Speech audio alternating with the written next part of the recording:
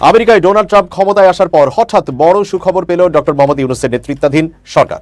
প্রতিবেদনে বলা হয়েছে, ডোনাল্ড ট্রাম্প সোমবার ক্ষমতা গ্রহণের পর থেকে এটি প্রথম বড় মার্কিন এলএনজি সরবরাহ চুক্তি। ট্রাম্পের অভিষেকের পর সবচেয়ে বড় চুক্তিটি হলো বাংলাদেশের সঙ্গে। ট্রাম্প প্রশাসন যদি কিছু চিন্তা করে, তাহলে আগে চিন্তা করবে যে ওই দেশটার সাথে আমার বাণিজ্যিক স্বার্থ কি, লাভ কি। যে সিস্টেম চালু হচ্ছে, এই সিস্টেমে ওই আগের দিনের দাদা চাচা মুরব্বী দল করার কারণে শুধুমাত্র যে এলাকায় চেয়ারম্যান হইতে পারবেন, এই সিস্টেম কিন্তু শেষ। পড়াশোনা যাদের নাই, আগামীতে বিএনপি ক্ষমতায় আসবে চিন্তা করে, জামাত ক্ষমতায় আসবে চিন্তা করে যারা নির্বাচনের প্রস্তুতি নিচ্ছেন, সবার জন্য এক বালতি সমবেদনা, কারণ সিস্টেমটা ভিন্ন হয়ে যাচ্ছে। ইলিয়াস সাহেব কি? ইলিয়াস সাহেব নিরপেক্ষভাবে কথা বলছেন, সেও আপনার জামাত শিবির। এরপরে আপনার ডক্টর কনক সরোয়ার, সেও আপনার জামাত শিবির। তো আপনার লোকটাকে তাহলে এখন যদি প্রশ্ন করেন, আমার কোনো লোক নাই, যদি আপনার লোক না থাকে তাহলে আপনি ব্যর্থ কেন এই জায়গায়? আপনার লোক থাকবে না কেন? বিএনপি আওয়ামী লীগের সুর মিলে যাওয়ায় সরকারের পক্ষ থেকে কঠিন বার্তা দেওয়া হয়েছে। এই বার্তাটা বোথ বিএনপি এবং আওয়ামী লীগের বিরুদ্ধে, যে বিএনপি আওয়ামী লীগ এক পয়েন্টে এসেছে। ধীরে ধীরে ডক্টর মোহাম্মদ ইউনূস সরকার অনেক শক্তিশালী এখন বর্তমানে। ডক্টর মোহাম্মদ ইউনূস পদত্যাগ করেছেন, এই মর্মে একটা চিঠি বেশ সোশ্যাল মিডিয়ায় ঘুরছে। কিন্তু এটাকে সত্য ধরে নিয়ে নোয়াখালীর চাটখিলে যুবলীগের নেতাকর্মীরা যা ঘটনা ঘটালো, একটা ভয়ঙ্কর একটা ঘটনা ঘটালো। আমাদের বিদ্যুৎ ও জ্বালানি উপদেষ্টা একটা চমৎকার কাজ করছে। বেগম জিয়ার বাড়ির বিদ্যুতের লাইন যেই আওয়ামী কর্মকর্তা কাটে দিছিল কাজ করে, উনি তাকে জিয়া যদি কিংস পার্টি করে তাহলে পরে ওরা পারবে না কেন? ওরা করলে অসুবিধা, জিয়া করলে ঠিক আছে, জিয়া করলে পরে কোনো সমস্যা নাই, ওরা করলে পরে বেআইনি, অনিরপেক্ষ, অরাজনৈতিক। যে সিস্টেম চালু হচ্ছে, এই সিস্টেমে ওই আগের দিনের দাদা চাচা মুরব্বী দল করার কারণে শুধুমাত্র যে এলাকায় চেয়ারম্যান হইতে পারবেন, এই সিস্টেম কিন্তু শেষ। পড়াশোনা যাদের নাই, আগামীতে বিএনপি ক্ষমতায় আসবে চিন্তা করে, জামাত ক্ষমতায় আসবে চিন্তা করে যারা নির্বাচনের প্রস্তুতি নিচ্ছেন, সবার জন্য এক বালতি সমবেদনা, কারণ সিস্টেমটা ভিন্ন হয়ে যাচ্ছে। ন্যূনতম গ্রাজুয়েট হইতে হবে, স্নাতক পাস হইতে হবে, কথাটা বুঝে আসছে? অশিক্ষিত লোক দিয়া আর আগামী দিনের বাংলাদেশ চলবে না। চেয়ারম্যান হইতে হবে শিক্ষিত এবং স্মার্ট। তবে চেয়ারম্যানের সিস্টেমটা টোটালি 53 বছরের ইতিহাসে ভিন্ন এক ধারা আসছে। তবে একটু জায়গায় প্যাচ আছে। এই প্যাচটা হচ্ছে কি, আপনার যে মেম্বাররা কোটি টাকার মালিক হয়ে যাওয়ার একটা চান্স চলে আসছে। আসুন দেখি নতুন বাংলাদেশে চেয়ারম্যান এবং মেম্বার, সিটি কর্পোরেশন থেকে শুরু করে পৌরসভার চেয়ারম্যান কিভাবে নির্বাচিত হবে। পৌরসভা, সিটি কর্পোরেশনের মেয়র এবং ইউনিয়ন, উপজেলা, জেলা পরিষদের চেয়ারম্যান পদে নিরক্ষর অশিক্ষিত এবং আধা শিক্ষিত লোকেরা নির্বাচন করতে পারবে না। এই সকল পদে নির্বাচিত হতে লাগবে ন্যূনতম স্নাতক ডিগ্রি, আপনাকে বিএ পাস করতে হবে মিনিমাম। এছাড়া থাকবে না সরাসরি ভোটের বিধানও। এইটাও খুবই সুন্দর নাকি অসুন্দর সেটা আমরা পরে আসছি। বিভিন্ন শ্রেণী পেশার মানুষের মতামত বিশ্লেষণ এবং রাজনৈতিক দলগুলোর সঙ্গে আলোচনা করে এমন সুপারিশ করতে যাচ্ছে স্থানীয় সরকার সংস্কার কমিশন। ফেব্রুয়ারি মাসের শেষের দিকে এই প্রতিবেদন জমা দেওয়ার প্রস্তুতি নিচ্ছে কমিশন। সংস্কার কমিশনের প্রধান যিনি আছেন ডক্টর তোফায়েল আহমেদ, তিনি বলছেন, সাধারণ মানুষের অভিযোগ, দল, পেশি শক্তি এবং টাকার দাপটের কারণে শিক্ষিত মানুষ জনপ্রতিনিধি হতে পারে না। কথা কিন্তু সত্য। নিরক্ষর লোক যেন আর জনপ্রতিনিধি হতে না পারেন, শিক্ষিতরা জনপ্রতিনিধি হতে আগ্রহী হন এবং বিজয়ী হয়ে আসতে পারেন, এমনভাবেই সংস্কারের প্রস্তাব দেওয়া হয়েছে। সংশ্লিষ্ট সূত্র বলছে, ভোটাররা আমরা যারা ভোট দেব, আমরা শুধুমাত্র ইউনিয়ন পরিষদ হিসাবে সদস্য হিসাবে মেম্বারকে নির্বাচিত করব। এই ইউপি সদস্যরা আবার ভোট দিয়া চেয়ারম্যান নির্বাচিত করবেন, যাকে কমপক্ষে স্নাতক ডিগ্রিধারী হতে হবে। এই জায়গাটাতে হচ্ছে পেঁচটা কোথায়? এখন ধরেন আমার এলাকায় 25 জন মেম্বার আছে, তো এই মেম্বাররা যাকে সিলেক্ট করবে তিনিই কিন্তু চেয়ারম্যান হয়ে যাবেন, জনগণের ভোট লাগবে না। তো এই মেম্বারদেরকে কত টাকা খেলার মধ্যে ফালাই দিচ্ছে এটা বুঝছেন? এই জায়গাটা কিন্তু প্যাচ আছে। যেমন একজন টাকাওয়ালা লোক, ওনার ছেলে অথবা উনি বিশাল টাকা পয়সার মালিক, কোন রকমের ডিগ্রি পাস করছেন, তো তিনি করবেন কি, 25 মেম্বার দিয়ে দিলেন 10 লাখ কইরা, আরেক মেম্বার দিয়ে দিবে আইসা আরেক চেয়ারম্যান। এখন কিন্তু মেম্বারদের টাকা খাওয়ার একটা সুযোগ হবে, কারণ এদেশের মেম্বারগুলো তো দুর্নীতিবাজ, লুটপাট, চাইল মাইরা, গম মাইরা খায়, তাই না? সবাই না, বাট ম্যাক্সিমামই খায়। তো সেক্ষেত্রে মেম্বারদের খাওয়ার রাস্তাটা অনেক বড় হয়ে যাচ্ছে। তো আমার মনে হয় এই জায়গাটাতে আরেকটু পরিবর্তন, চিন্তা ভাবনা দরকার, কারণ এই দেশে মানুষ টাকায় বিক্রি হয়ে যায়। ইউপি সদস্যদের মধ্যে একজনকে সভাধ্যক্ষ নির্বাচিত করা হবে। সভাধ্যক্ষকেও স্নাতক ডিগ্রিধারী হতে হবে, তার মানে মেম্বারকেও আপনার ডিগ্রি পাস হইতে হবে। একইভাবে সিটি কর্পোরেশন এবং পৌরসভায় নির্বাচন হবে। সার্বক্ষণিক দায়িত্ব পালন করতে হবে চেয়ারম্যান এবং মেয়রদের। তাদের বেতন কাঠামোতেও একটু উন্নতি করা হবে। ইউপি চেয়ারম্যানের বেতন উপজেলা পর্যায়ের প্রথম শ্রেণীর কর্মকর্তার সমান এবং পৌর মেয়রের বেতন উপজেলা নির্বাহী কর্মকর্তার সমান হবে। এটা ভালো, বেতন টেতন বাড়াবে। কিন্তু আমাদের দেশে চেয়ারম্যানই মেম্বার যারা করে, তারা কি বেতনের জন্য করে? তারা করেই রাস্তাঘাট, ইট কেলা যা আছে, পরিবেশ টরিবেশ সব খাইয়া খুইয়া সমান করার জন্য। ভালো মানুষও আছে, বাট বেশিরভাগ এই সেন্সে হাটে কোটি টাকা বিনিয়োগ করে। এখন এই প্রক্রিয়াটা সুন্দর। প্রথমত যেটা আমি খুবই সাপোর্ট করছি সেটা হচ্ছে শিক্ষিত মানুষ, কারণ একটা ইউনিয়নের মধ্যে কত কিছু থাকে, অশিক্ষিতরা বসে থাকে, পাশে থেকে এসে এক গ্রুপ এসে মনে করলেন যে দালালি করে। আর এখানে পরিবর্তন দরকার। মেম্বার চেয়ারম্যান অফকোর্স এডুকেটেড হওয়া উচিত, বাট জনগণের ভোটে মেম্বার নির্বাচিত হবার পর সেই মেম্বাররা চেয়ারম্যান কোন পদ্ধতিতে নির্বাচন করবে, সেখানে স্বচ্ছতার বিষয়টা কি থাকবে, টাকায় যে মেম্বাররা বিক্রি যাবে না কি যাবে না, সেটারে আরেকটু মনিটরিং অথবা পরিবর্তন, এখানে সংযোজন বিয়োজন করাটা জরুরি। But the system is good. আমি মনে করি এটা একটা ঐতিহাসিক সিদ্ধান্ত হতে যাচ্ছে। তো বিএনপি ক্ষমতায় আসবে চিন্তা করে যারা চেয়ারম্যানই করবেন খুব স্বপ্ন দেখছেন, জামাতের পক্ষ থেকেও দেখছেন, তো আগে দেখে নেন আপনার যোগ্যতা আছে কিনা। দলের জন্য খাটছেন, টাকা পয়সা খরচ করছেন, এমপি হিসাবে খুব ভালো সম্পর্ক, অনেক টাকা বিনিয়োগ করবেন, আমি ভাই চেয়ারম্যান হবো প্রত্যেক এলাকায়, খেলা কিন্তু উল্টে গেছে। এখন এটা খুবই শীঘ্রই হয়তো পরিণত হতে যাচ্ছে আইনে। ট্রাম্পের অভিষেকের পর সবচেয়ে বড় চুক্তিটি হলো বাংলাদেশের সঙ্গে। দর্শক, এটি যদিও একটি বাণিজ্যিক চুক্তি, কিন্তু এটি রাজনীতি থেকে বিচ্ছিন্ন না এই কারণে যে ট্রাম্প সবচেয়ে যে বিষয়টি অগ্রাধিকার দেয় সেটি হচ্ছে বাণিজ্য এবং অর্থনীতি। যেখানে মার্কিন যুক্তরাষ্ট্রের লাভ হবে, সেই দেশটি উপকৃত হবে, সেই দেশটি সম্পদ আহরণ করবে, সেই বিষয়গুলি খুবই গুরুত্বপূর্ণ ট্রাম্পের কাছে। তাকে বলা হয় যে সে ব্যবসায়ী প্রেসিডেন্ট, অর্থাৎ বাণিজ্য তার কাছে হচ্ছে খুবই প্রায়োরিটি।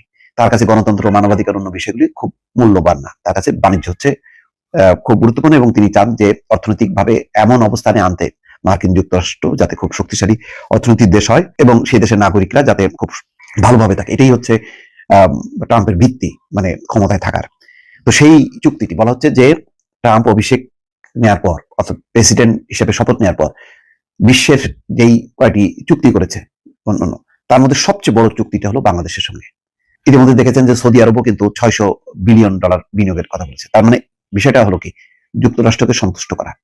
তো বাংলাদেশের তো ক্ষমতা আর সৌদি আরবের না, বাংলাদেশের যে ক্ষমতাটা আছে সেই ক্ষমতাটা দিয়ে যুক্তরাষ্ট্রকে এই যুক্তরাষ্ট্রের সঙ্গে চুক্তিবদ্ধ হওয়া, এটা খুবই গুরুত্বপূর্ণ, রাজনৈতিকভাবে গুরুত্বপূর্ণ। ফলে বাংলাদেশ নিয়ে ট্রাম্প প্রশাসন যদি কিছু চিন্তা করে, তাহলে আগে চিন্তা করবে যে ওই দেশটার সাথে আমার বাণিজ্যিক স্বার্থ কি, লাভ কি, তখনই কিন্তু সামনে আসবে এই বাণিজ্যিক চুক্তির বিষয়টি। খুবই তাৎপর্যপূর্ণ এই চুক্তিটি। মার্কিন যুক্তরাষ্ট্রের তরলীকৃত প্রাকৃতিক গ্যাস সরবরাহকারী প্রতিষ্ঠান আর্জেন্ট এলএনজির সঙ্গে নন বাইন্ডিং চুক্তি হয়েছে বাংলাদেশের। প্রতিষ্ঠানটি বছরে বাংলাদেশে 5 মিলিয়ন মেট্রিক টন তরল গ্যাস সরবরাহ করবে। শুক্রবার আর্জেন্ট এলএনজি এই তথ্য জানিয়েছে বলে জানিয়েছে সংবাদ মাধ্যম রয়টার্স। বার্তা সংস্থাটি বলছে, প্রেসিডেন্ট ডোনাল্ড ট্রাম্প দায়িত্ব গ্রহণের পর এটি যুক্তরাষ্ট্রের গ্যাস সরবরাহের সবচেয়ে বড় চুক্তি। ট্রাম্প ক্ষমতা গ্রহণের পর ঘোষণা দেন দেশটিতে জ্বালানির অনুসন্ধান বাড়াবেন তিনি। বাংলাদেশের সঙ্গে আর্জেন্ট এলএনজি চুক্তি প্রমাণ করছে ট্রাম্প প্রশাসনের উপর এই খাত সংশ্লিষ্টদের আস্থা রয়েছে। আর্জেন্ট এলএনজি লুজিয়ানাতে 25 million metric ton per annum MTPA অবকাঠামো তৈরি করেছে, যা তাদের সরবরাহ ব্যবস্থাকে অনেক শক্তিশালী করবে।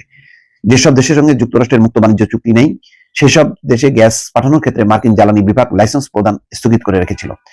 তবে সোমবার ক্ষমতা গ্রহণের পর নির্বাহী আদেশের মাধ্যমে এটি রহিত করেন ট্রাম্প, কারণ তিনি বিশ্বব্যাপী যুক্তরাষ্ট্রের গ্যাস সরবরাহ বাড়াতে চান। বর্তমানে বিশ্বের তরলীকৃত প্রাকৃতিক গ্যাসের সবচেয়ে বড় সরবরাহকারী দেশ যুক্তরাষ্ট্র, কিন্তু তারা 2028 সালের মধ্যে সরবরাহের পরিমাণ দ্বিগুণ করতে চান।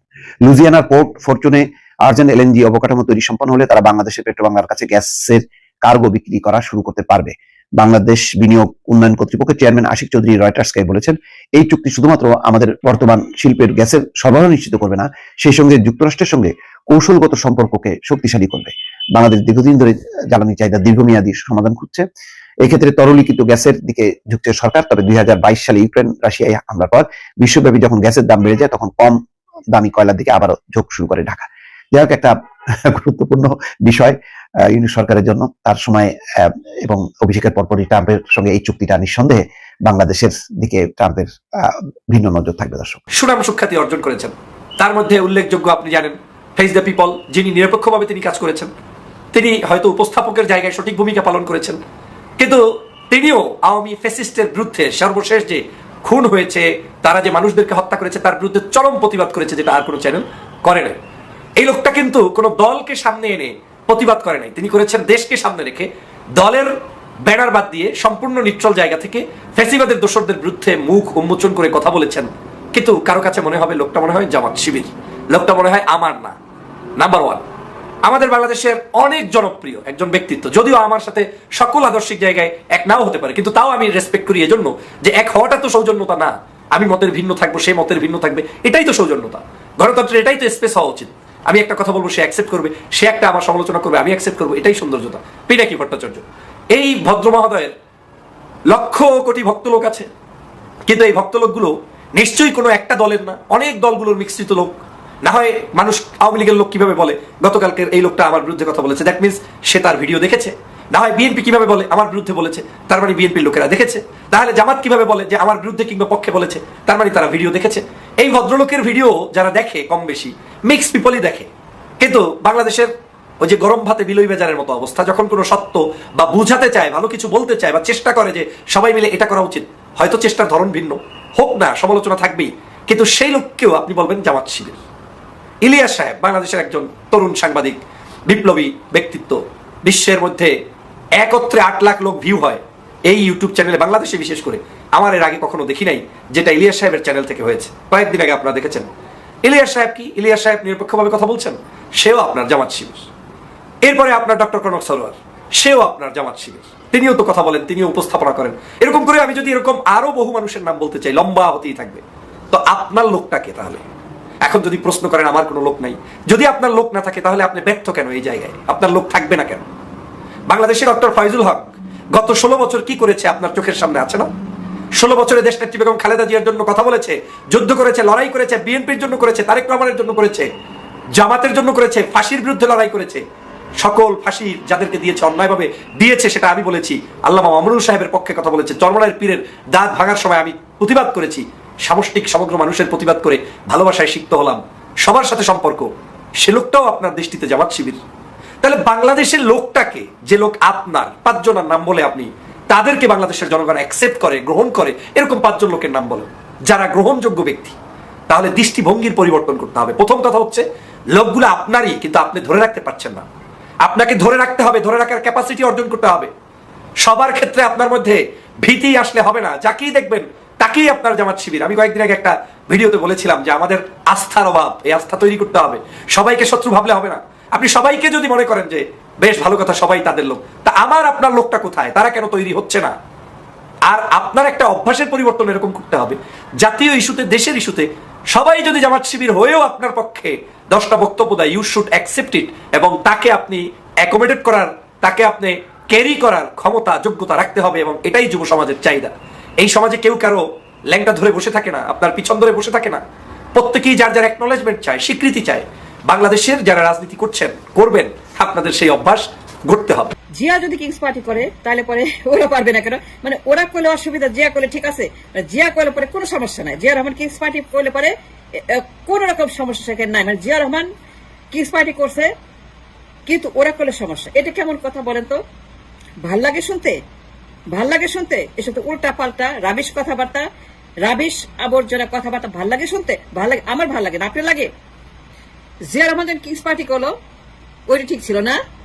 তো ওইটার কথা বলেন, ওর কথা বলেন, জিয়ার কথা বলেন, বিএনপির কথা বলেন, কিংস পার্টির কথা বলেন। জিয়া রহমান ক্ষমতায় বসে, ক্ষমতায় থেকে কিংস পার্টি করছে, ক্ষমতায় গেছে, নির্বাচন করছে, পার্লামেন্ট বানাইছে। জিয়া রহমান কিংস পার্টি নিজের হাতে বানাইছে, জাগদল করছে ক্ষমতায় থেকে। ক্যারিডি নাই? আর বলতে পারবেন যে ভুল বলতেছি, মিথ্যা কথা বলতেছি, বানার কথা বলতেছি, গুজব কথা বলতেছি, জিয়ার বিরুদ্ধে আমি কথা বলছি? ন, আমি যা বলছি অন দ্য রেকর্ড, আমার কথা 1,000,000% সত্য। জিয়া রহমান ক্ষমতায় বসে, ক্ষমতা থেকে সে মিউজিক্যাল চেয়ার খেলা খেলছে। মিউজিক্যাল চেয়ার খেলা বুঝেন? মিউজিক্যাল চেয়ার খেলা জানেন? ছোটবেলায় খেলছে না মিউজিক্যাল চেয়ার? মিস্টার ইসভি, মিস্টার ফখরুল মিউজিক্যাল চেয়ার চিনেন? মিউজিক্যাল চেয়ার এখান থেকে এখান যায়, এখান থেকে, মানে জিয়া রহমান মিউজিক্যাল চেয়ার খেলা খেলছেন ক্ষমতা নিয়ে, কিংস পার্টি নিয়ে। তিনি ক্ষমতায় গিয়ে কিংস পার্টি বানাইছেন, একদম দেরি করেন নাই।